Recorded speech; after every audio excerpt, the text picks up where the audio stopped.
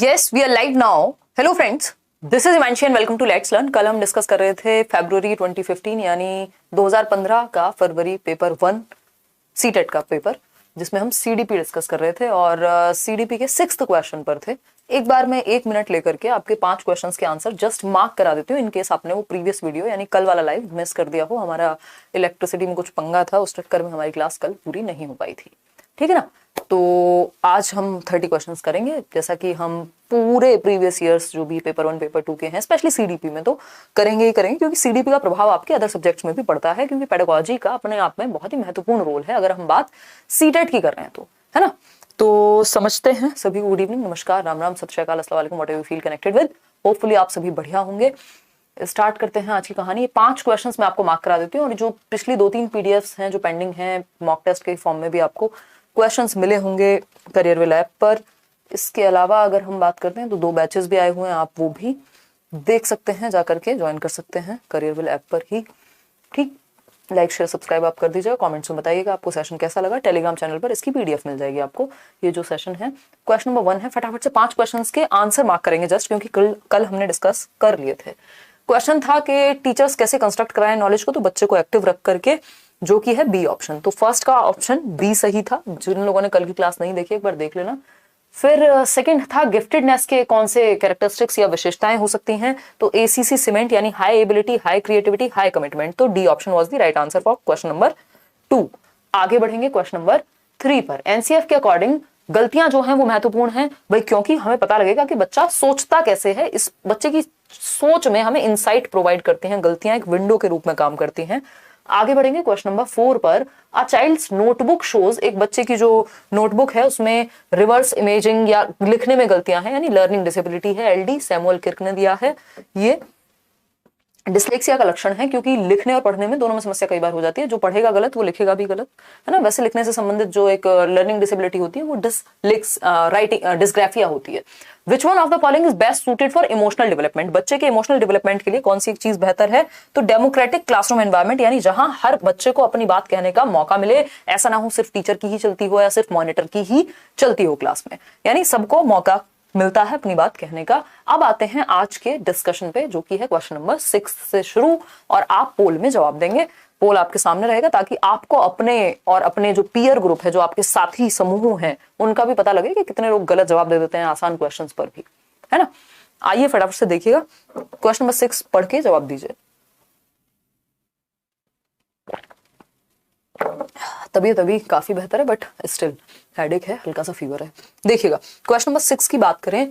Teachers need to create a good classroom environment, यानी ये question कहता है कि जो टीचर्स हैं, जो शिक्षक हैं, उनको आवश्यकता होती है कि वे वो एक अच्छा वातावरण कक्ष में क्रिएट करें, बनाएं, सुगम वातावरण में बच्चे को। कॉन्ड्यूसिव एनवायरनमेंट भी इसको बोला जाता है, दूसरे शब्दों में conducive, to facilitate children's learning, ताकि बच्चों की लर्निंग अच्छे से हो सके। बिल्कुल सही बात है।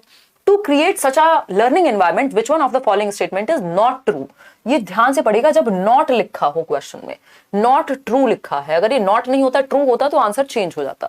तो हमें ध्यान देना है जहां नॉट लिखा हो, लीस्ट लिखा हो, लीस्ट लिखा हो, नॉट लिखा हो, एक्सेप्ट लिखा हो, ऐसे क्वेश्चंस इजी होते हैं कंपैरेटिवली, लेकिन ये हमें कंफ्यूज कर देते हैं। तो ऐसे कान खड़े करने 3 इडियट वाले और ध्यान से जवाब देना है जिस भी क्वेश्चन में नॉट लिखा हो, ठीक है ना। तो नॉट ट्रू की जब हम बात करें तो बच्चे के लिए अच्छा एनवायरनमेंट क्रिएट करने में कौन सी एक बात सही नहीं है।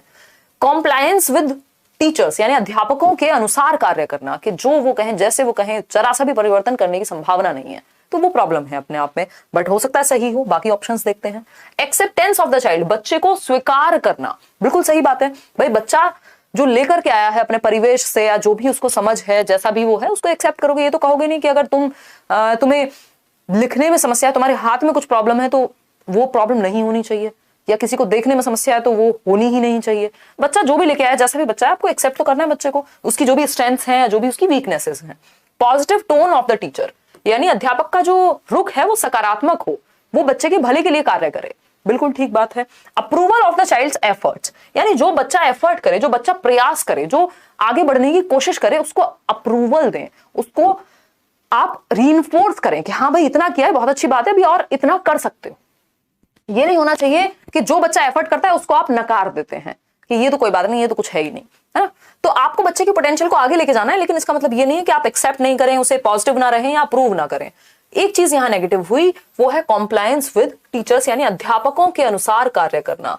यानी अब इसका मतलब ये नहीं है कि अध्यापकों के अगेंस्ट कार्य करें, इसका ऑपोजिट ये नहीं है। यहां पर सिंपल मतलब ये है कि जैसे टीचर ने कह दिया, मेरी टीचर ने ये कहा है, यही 2 शब्द रट के लिखने थे, चाहे किन्हीं और 2 शब्दों में इस बात को और अच्छे से कहा जा सकता हो, तो वैसे वाला नहीं होना चाहिए कि बिल्कुल रोबोट नहीं बना देना है बच्चे को, या हिटलर नहीं बन जाना है। तो ये चीज बच्चे के लिए अच्छा एनवायरमेंट क्रिएट करने में अच्छी बात नहीं होगी कि डर के मारे बच्चे वैसे ही बिहेव करते हैं जैसा टीचर चाहे।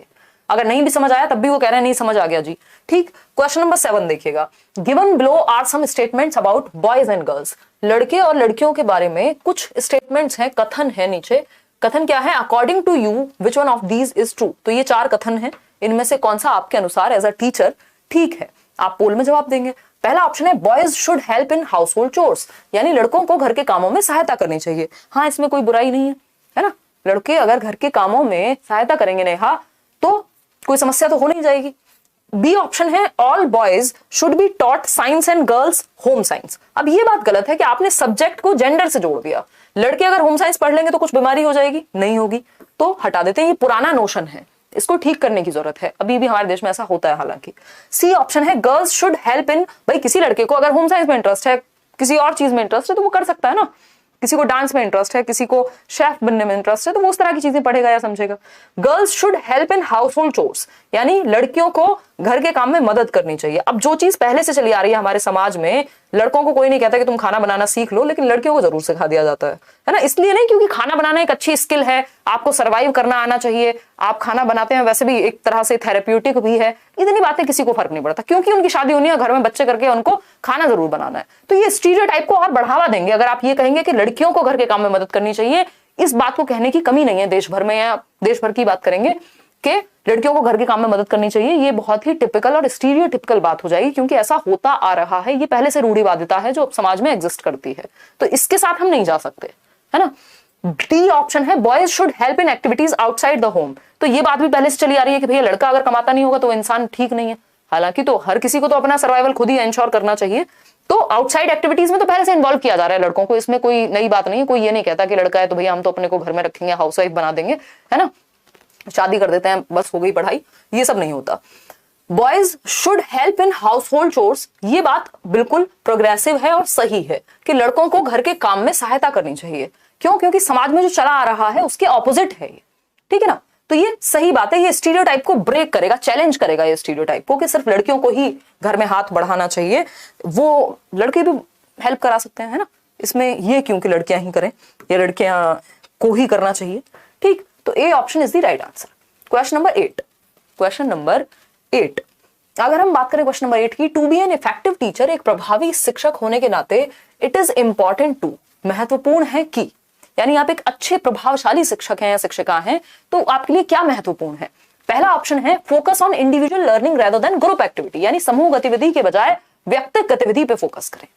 मतलब क्या हुआ इस बात का? एस्टेट पे वीडियो बना देंगे, डोंट वरी। बहुत सारे डाउट्स आपके अलग अलग तरह के आ रहे हैं क्लासेस में भी और यहाँ इसमें यूट्यूब क्लासेस में भी। देखिएगा, अगर हम बात करें इंडिविजुअल लर्निंग पे फोकस करेंगे, यानी ग्रुप लर्निंग पे फोकस नहीं करेंगे। ग्रुप लर्निंग भी अच्छी होती है भाई, बच्चा ग्रुप में अच्छा सीखता है, समाज और संस्कृति में सोसाइटी कल्चर की बात वाई कॉस की करते हैं। तो ऐसा थोड़ी कि इंडिविजुअल लर्निंग पे फोकस करें, ग्रुप लर्निंग छोड़ करके, दोनों बातें जम नहीं रही।